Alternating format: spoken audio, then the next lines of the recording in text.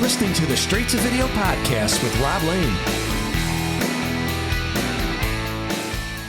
How's it going, everyone? Doing good? I want to thank you for checking out my show, Straight to Video, and if this is your first time listening, you've caught a very special episode for me, as on today's show, I finally got to check off one of my bucket list guests, who I've been wanting to speak to since the show very first started, and with him heading over here on a UK tour in just a couple of weeks, now was the perfect time. So on today's episode, you can hear me chat with Dave Pirner of the band Soul Asylum, a band which I mentioned to Dave came along for me at just the right time. Now, whilst my love of Hollywood hard rock was still going strong, it wasn't that way for the mainstream music industry in the early and mid-90s, so it became frustratingly harder to find bands for me to fall in love with. Thanks to the huge worldwide success of their album Grave Dancers Union, though, and the series of hit singles it spawned, including Somebody to Shove, Black Gold, and of course Runaway Train, which were all on regular rotation on Raw Power, I became aware of this scrappy yet uber cool band from Minneapolis, who it only took the vast majority of the world around 10 years to catch up with after they formed in the early 80s. Since then, though, I've been hooked and loved every album they've put out right up to their recent 2020 release, Hurry Up and Wait. Soul Asylum became that band I always go back to, and particularly the mega hit album Grave Dancers Union, which this year celebrates 30 years with a new remastered version, and what makes things extra special is the band returned to the UK for the first time since the mid-1990s for a tour with Everclear, whose singer Art Alexakis I spoke to recently on this show.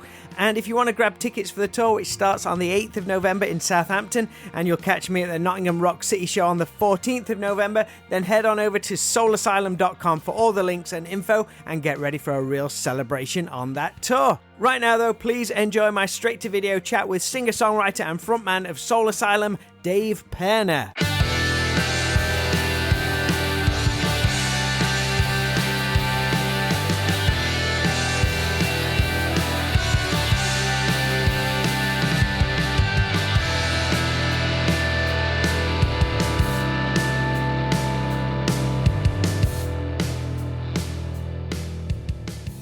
Hey, Rob. How's it going, Dave? Not too bad. How are you? Yeah, pretty good, man. Thanks ever so much for taking some time to do this with us. It's very cool to hook up with you. This month sees the 30th anniversary of your album, Grave Dancers Union, released way back in October 1992. For many people, including myself, an introduction to your band, which had already been around like over 10 years. Prior to this, I'd been consuming myself with as much Hollywood hard rock, then suddenly found there was less and less coverage of bands like that. So for me to discover Soul Asylum at this time was something of a musical lifeline and opened up so many more avenues for things I could listen to. And today that's an album I constantly go back to and love so much. So off the bat, I thank you, but we have a brand new remaster of the album out now, already on streaming services and a vinyl on the way. Was you able to have much input into that with the release of it? Man, they have been re-releasing everything. Yeah. So I pretty much, I get a test pressing and I got to approve that. And if there's any artwork changes or text changes, yeah, it's all pretty much got to go through me. There's no like hands-on in the studio with the remaster or anything like that? No, the remastering happens in like New York or LA. Do you get to tweak it at all? Do you say, oh, I'm not keen on how that's sounding? Yeah, that's why I get sent to test pressing. So if I listen to the test pressing and I go, there's not enough bass or whatever the case may be, yeah, I can cause a stink. Did you? Well, so far, most of the remasterings have been really good. And that's kind of special. I mean, we re-released all the Twin Tone records and they sound better than they did when they came out. So that's kind of nice. Yeah, it just gives it a whole new life. Are you hearing things you totally forgot about? Does it bring stuff out of the mix where you're like, wow, I forgot we put that guitar part in or anything like that? Oh, yeah. I'll never forget I was in Germany and I was listening to our third record and I looked at everybody at the table. We were at a restaurant and I said, there's no fucking bass drum on this record. So I got a chance to kind of relook at a couple of those shortcomings of the original masters. To celebrate 30 years, was it ever, or has it ever been considered to go out and play the album top to bottom, or are you not into that kind of thing? Yeah, we did a whole tour, I guess, when it was 20 years old, I think. Let me see. We went out with two other bands. Matthew Sweet, he played his whole record, and this band called Toad. Oh my God, I'm going to forget their name. Not Toad the Wet Sprocket, was it? No, it's not the Toadies either. It'll come to me. Not Big Ed Todd and the Monsters. Yeah. That's the one. That's the one. Yep. Bittersweet. Yeah.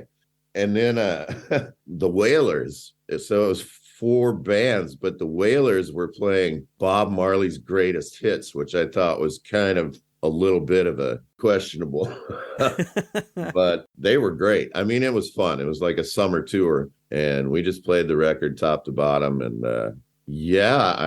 I know that record pretty well. So every song's been played live at some point then? Yep. We even got a French horn player for the last song on the record. Oh, superb. And whilst this is a celebration year, as I guess a lot of future years will be, what with like Let Your Dim Light Shine in a couple of years. I know you're always looking forward, and Soul Asylum is a band always putting out great new material. Is there anything in the wakes to follow Hurry Up and Wait from 2020, or are you now just getting the chance to give that record a fair shot after the pandemic? Well, actually, we are pretty deep into the next record. We've been working on it at our practice space and in my studio in the basement, and we're just about to finish the sixth song, and I think there's 32 songs to choose from. So, yeah, I mean, I'm mostly looking forward to that. That's what occupies all my time, and it is kind of strange to, make one step forward and then all of a sudden you're re-releasing something 30 years ago. What's your writing process now? Because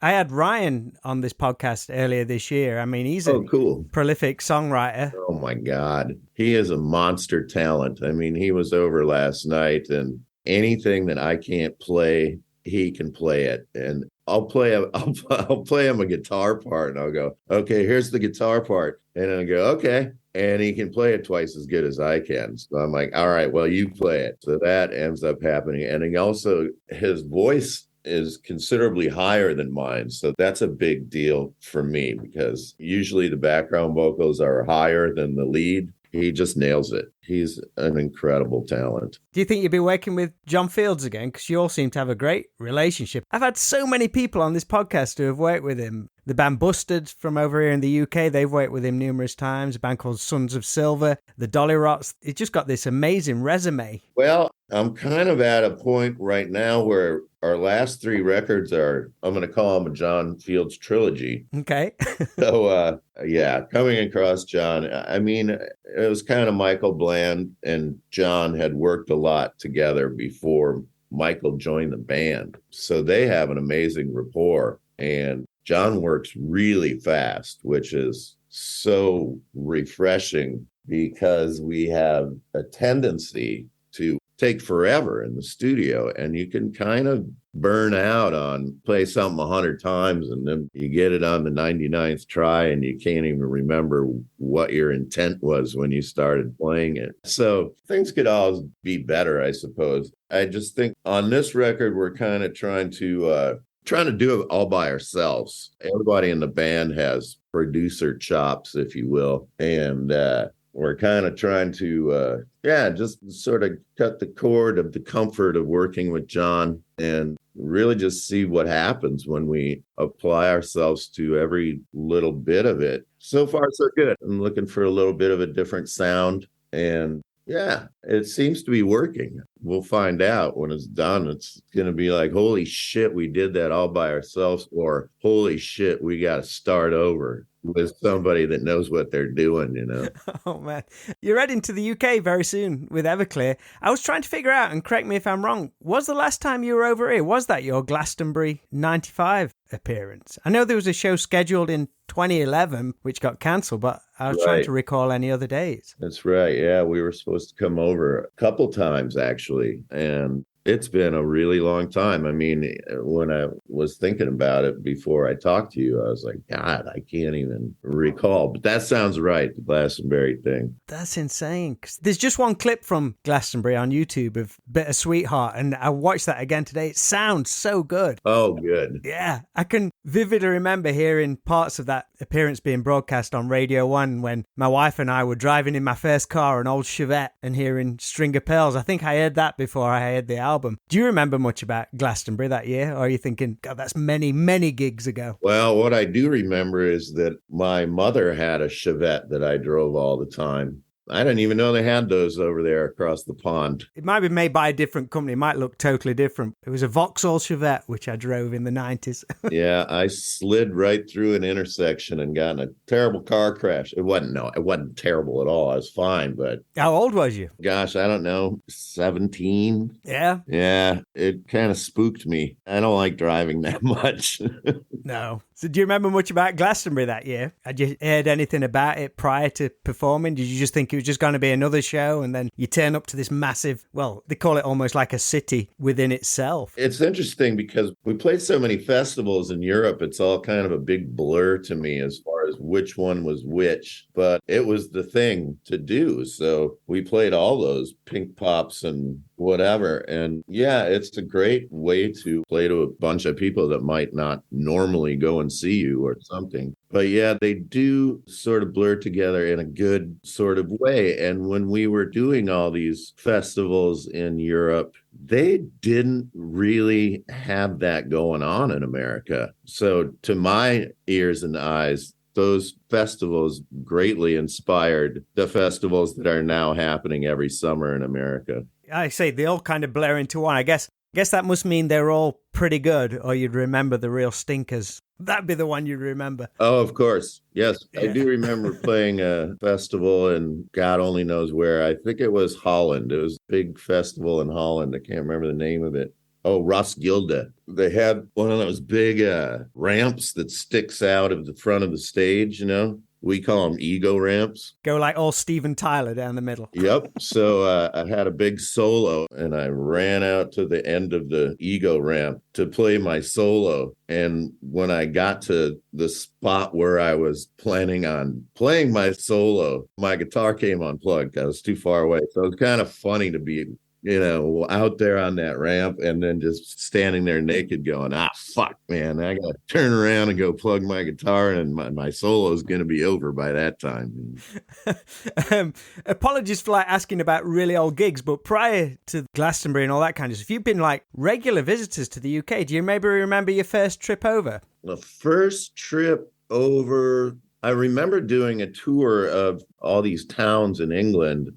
I'm trying to, you know, we played Manchester and we played Nottingham and we played a handful of places that I'm sitting there going, isn't this where Robin Hood is from? Or, you know, dirty little clubs. You really could get a feeling for how one town differs from another. Over here, the accents change within just an hour. Yeah. Whereas in the States, you have to travel quite a bit. Yeah, it's pretty fucking cool. I mean, it's not like playing, you know, Wisconsin and Chicago. It's pretty different. The United Kingdom is pretty exciting because there's so much history that I think we're familiar with as Americans, but it seems a little less common to go over there and go to some of these smaller towns. And that's when you really start to get the flavor, you know? Yeah. Would you be just like doing little van tours back then? Yep. Van. Yes. Little shitty little van tours. We did a whole tour of Europe in a Fiat van, and it couldn't have been more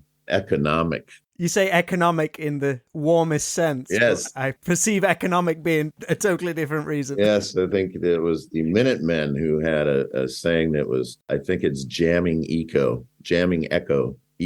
Echo. Yeah, there was a leak in the roof. So there was one seat in the Fiat van that whenever it rained, it was like the Chinese water torture seat. Like everyone was trying to, you know. I had that one between Liverpool and Manchester. You got it from Manchester to Sheffield or something like that. Yeah, just to add to the misery a little bit. What UK bands have been on your radar prior to you coming over? I think you're a big Clash fan. Anyone else who had like a massive effect on you and your songwriting? Oh yeah, it's kind of funny. I got a magazine that is all about the Clash, and I believe it's like a Mojo thing, but it's just about the Clash. And I had been reading it, and then Rude Boy came to a small theater in town, and so I was just kind of having a Clash retrospective or something. But yeah, I mean, I've been listening to The Damned a lot lately. There's so many cool things that come with this thing called YouTube where you can watch all this footage, and apparently you can watch Soul Asylum play at Glastonbury. Yeah, you need to go revisit that one. Yeah, I mean, and there's just too much funny John Lydon interviews. And so, yeah, I guess that was kind of the era where I was discovering the British bands. I still get the same charge out of it.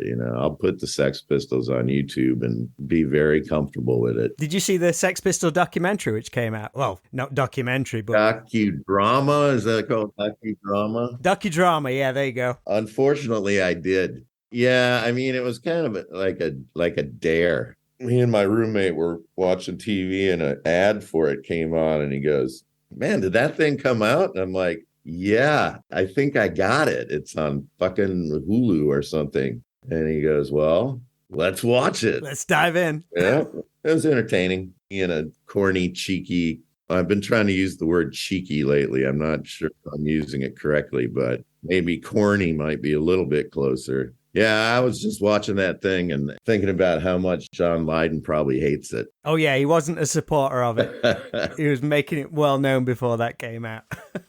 You do have a connection with the Beatles, though, as you're involved in the 94 soundtrack to the film BackBeat, based on the story of the original bass player, Stuart Sutcliffe. Do you recall how you got involved in that particular project? 'Cause you sang on Long Tall Sally and Come On Everybody. I do. I got a call from Don Was, who I had met a couple times before, who's a lovely bloke. I'm going to start trying to say words like chap and bloke. And I think he just kind of not randomly, but he handpicked the band. So I heard about the project. He asked me to be part of the project. And in that sort of period, I found out that, oh my God, it's Dave Grohl. And I know him and I know Thurston Moore. And I was very excited about it because all the people in the band were people I really like, Mike Mills. And yeah, it was a really fun experience. And they flew me out to LA and I got a really nice hotel room and it was really easy and fun to do.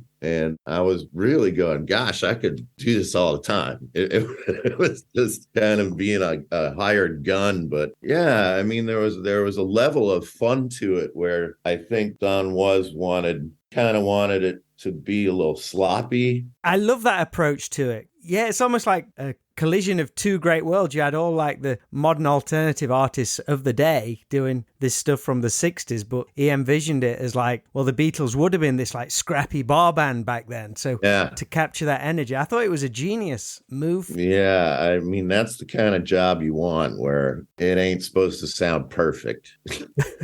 Was everything recorded when you came in to do your vocals?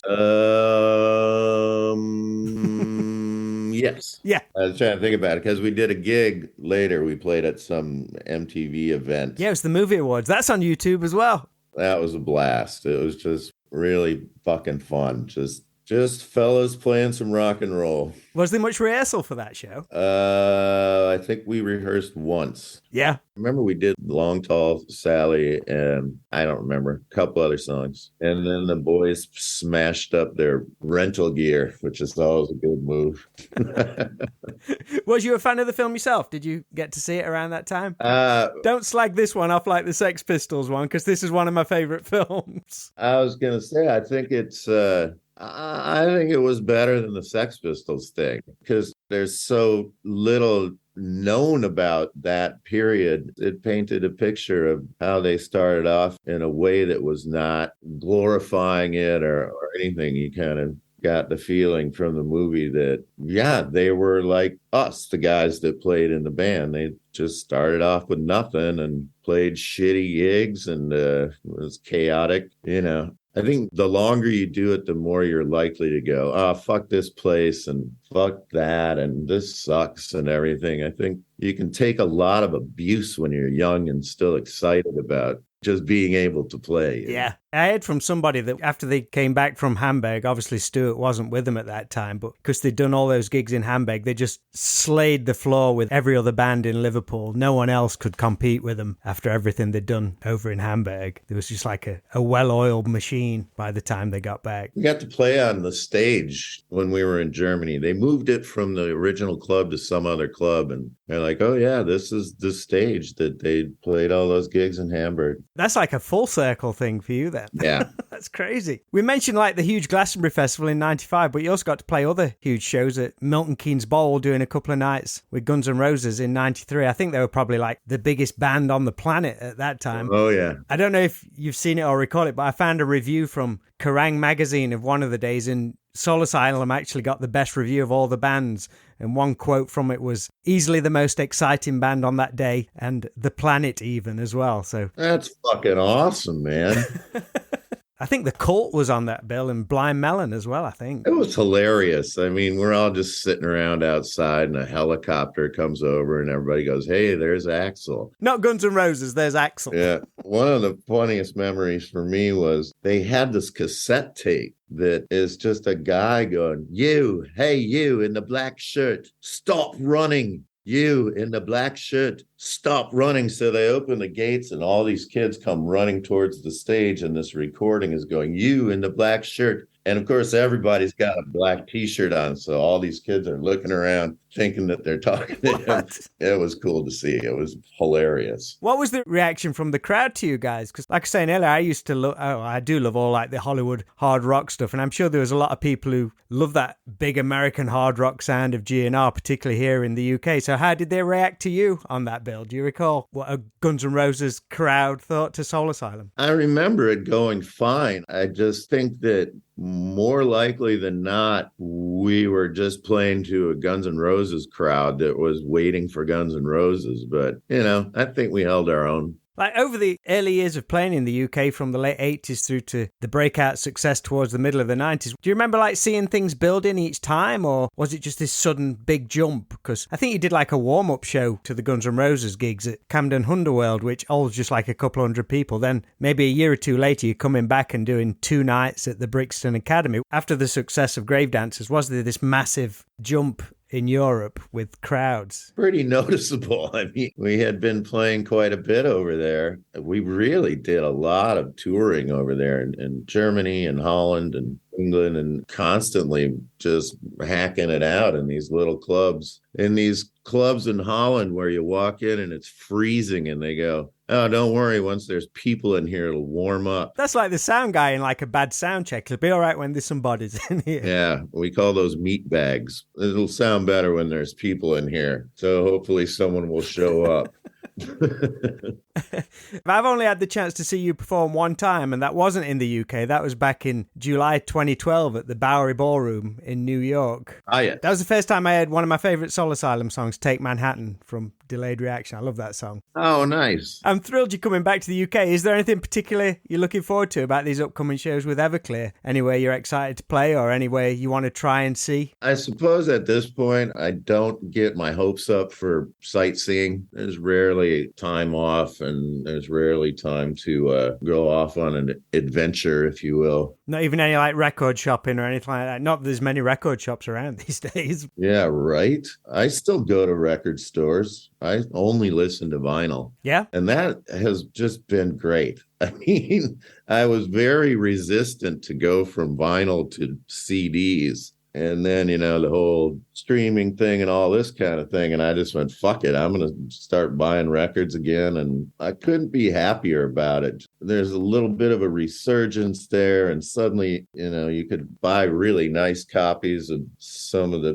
shitty records you bought used that are all beat up. Where was your old record shop growing up? It ended up being a place named Or Folk Jokopis, which was really the hangout and really the cool record store in town where the Replacements and the Husker Dus and all those bands would kind of hang out. It was a scene. There was a bar, kitty corner, called the CC Club. So you had this just kind of neighborhood scene of these people in bands going between the record store and the bar. It was really nice, and it was a nurturing place where the people that started Twin Tone, a couple of those guys worked there, and they were very excited about little punters like me coming in and going, "Hey, what you got any recommendations?" And that it was really cool. Was you able to like sell like early demo tapes or anything like that in these shops? They were always the cool record shops to me, where they'd have like the local bands and upcoming bands, and they'd sell fanzines and all that kind of thing. That kind of like really, I felt like really generated a scene. Absolutely. I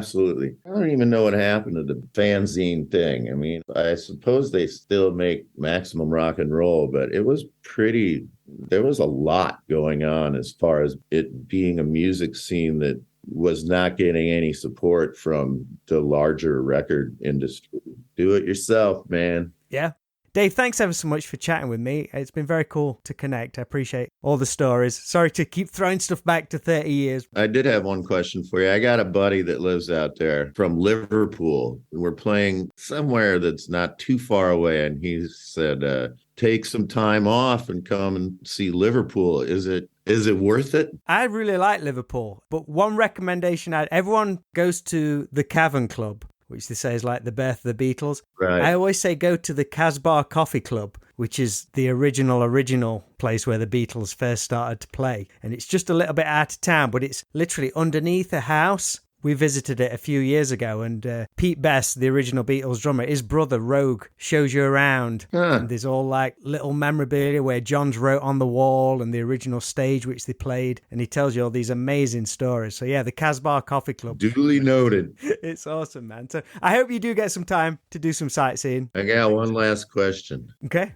Who is the woman in the red dress behind her? Yeah. That's Sherilyn Fenn from Twin Peaks. Okay. I thought she looked familiar. All right, Rob. All right, man. Well, thank you for your time, Dave. Oh, wait. One more. Okay. I saw something on YouTube last night that was a conversation between Louis C.K. and David Lynch. It's hilarious. Right. If you can find it, it's really good. I'm on it now. Anything with David Lynch, the guy's he's great. A legend. I'm modeling my hair on David Lynch at the moment. I just need to bleach it white. Got it going on, man. All right, man. Thanks ever so much for your time, Dave. You enjoy the rest of your day. Take care, Rob. Take it easy, man. Speak to you later. Bye-bye.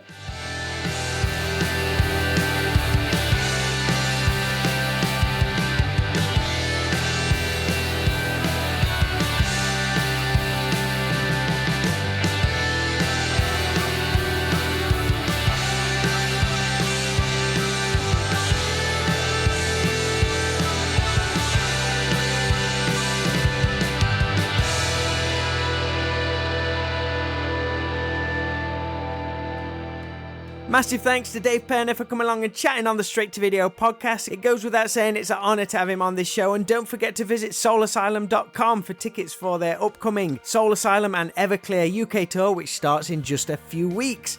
If you enjoyed this episode and want to check out over 200 more, they're all streaming for free wherever you listen to podcasts. Please drop a review if you listen on Apple Podcasts, or find everything you need at stvpod.com, along with some Straight to Video music videos and merchandise.